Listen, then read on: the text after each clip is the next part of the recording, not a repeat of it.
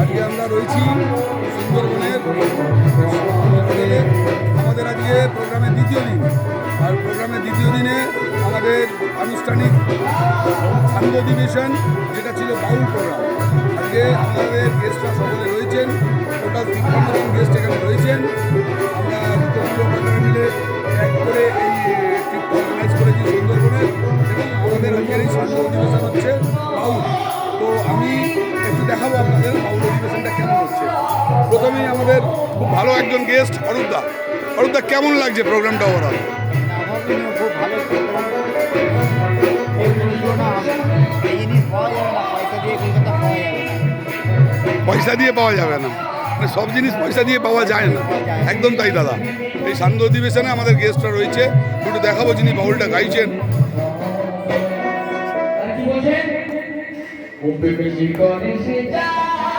গানটা শোনাবো।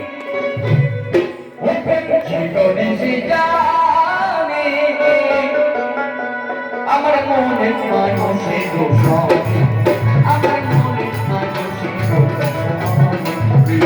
আমার মনে এই আমাদের হোটেল।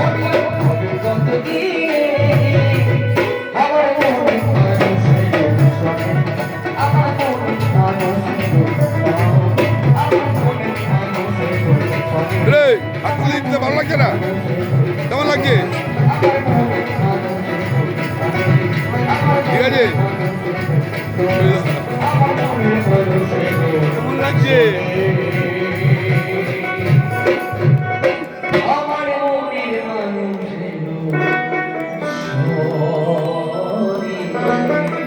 ঠিক আছে, খাবার চলে এসছে আজকে মতো রাজধানী আমার আর বাবাজি পূর্ণ 100 টাকা দিয়ে আশীর্বাদ করলেন এই মিলনের গানে। এবার লাউ খাবো, এবার লাউ খাবো, এবার লাউ। হ্যাঁ, এই লাউ গান নিয়েই খেতে খেতে সবাই চলে যাবো, কেমন? একদম। আচ্ছা, আপনাদের বাউল সং কেমন লাগছে? একটু সবাই হাত তুলে বলো রাধে রাধে, জয় গৌর প্রেমানন্দে জয়।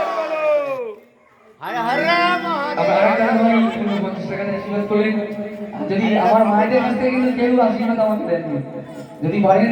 তিনি আমাদের এই হোটেলের ম্যানেজার বাবু রয়েছেন, খুব ভালো ব্যবহার, খুব ভালো লোক।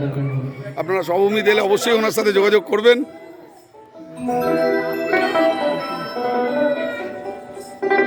চারিদিক সবুজে ঘেরা, তার মাঝখানে আমাদের সেই সুন্দরবনের হোটেল। গানে সন্তুষ্ট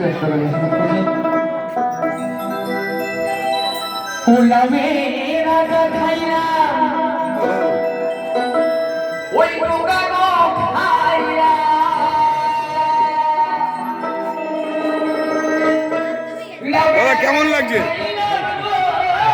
এনজয় করছেন?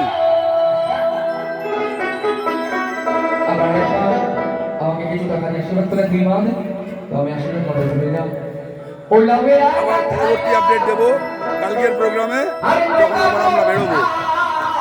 আপাতত এই বাউল গানের এইটুকু দেখিয়ে আমরা শেষ করছি আজকের প্রোগ্রাম।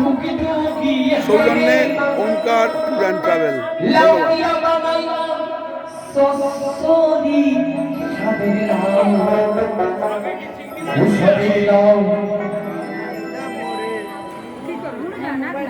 বানাইলো মনে বই গা